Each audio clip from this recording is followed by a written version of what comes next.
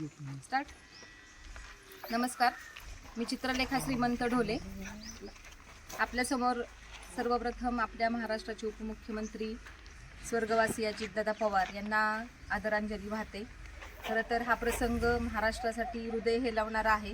आजही आम्ही काम करतोय, प्रचार करतोय, पण आपल्या हृदयावरती दगड ठेवून आपल्या कर्तव्याला प्रथम प्राधान्य देऊन हे काम करतोय. कारण दादांचंच म्हणणं होतं की आधी आपलं काम महत्त्वाचं आहे, आपलं कर्तव्य महत्त्वाचं आहे, नंतर आपल्या भावना महत्त्वाच्या आहेत.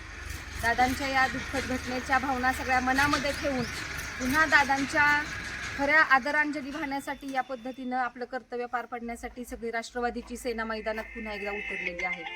आज काटी लाखेवाडी गटामध्ये जिल्हा परिषद सदस्य उमेदवार मान्य श्रीमंत ढोले सर, तसेच आत्ता मी शेटफळमध्ये आहे, शेटफळ हवेलीमध्ये या गणातील उमेदवार पंचायत समितीच्या विमलताई काळे यांच्या प्रचारासाठी शेटफळ हवेलीमध्ये आलो असताना अतिशय लोकांचा उत्स्फूर्त प्रतिसाद आहे.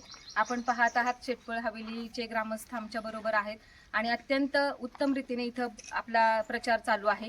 लोकांचा प्रतिसाद खूप चांगला आहे, कारण लोकांनाही समजतं की विकास कामं कशा पद्धतीची असतात. शेटफळमध्ये सुद्धा पंचायत समितीच्या, ग्रामपंचायतच्या आणि मामांच्या माध्यमातून अनेक विकास कामं, रस्त्यांची कामं असतील किंवा काही सभामंडपची कामं असतील, ही कामं चालू आहेत, अतिशय उत्तम रीतीने चालू आहेत आणि लोकांचा त्यामुळे प्रतिसाद चांगला आहे. आपल्या सर्वांनाच माहीत आहे की दत्तामामा भरणे यांच्या माध्यमातून विकास कामे होतात, इंदापूर तालुक्यात होतात आणि आता माननीय सहकार मंत्री हर्षवर्धनजी पाटील साहेब, माननीय दत्तामामा भरणे हे सर्वजण एकत्र आलेले आहेत. त्यामुळे आता कुठलेही विचारांमध्ये मतभेद नाहीत. सगळेजण एकत्र येऊन आपल्या तालुक्यासाठी, आपल्या गटासाठी आणि आपल्या गावासाठी पळत आहेत, कारण विकास हा महत्त्वाचा आहे. त्यामुळे आता मी सर्वच लोकांना, तालुक्यातील, गटातील, गणातील सर्व लोकांना मनापासून विनंती करते की आपण सर्वांनी राष्ट्रवादीच्या सर्वच उमेदवारांच्या घड्याळाचं जे चिन्ह आहे त्यासमोरील बटन दाबायचं आहे आणि आपल्या सर्व राष्ट्रवादीच्या उमेदवारांना प्रचंड बहुमताने विजयी करायचं आहे आणि आपली सेवा आणि आपला विकास करण्याची संधी निर्माण करून द्यायची आहे.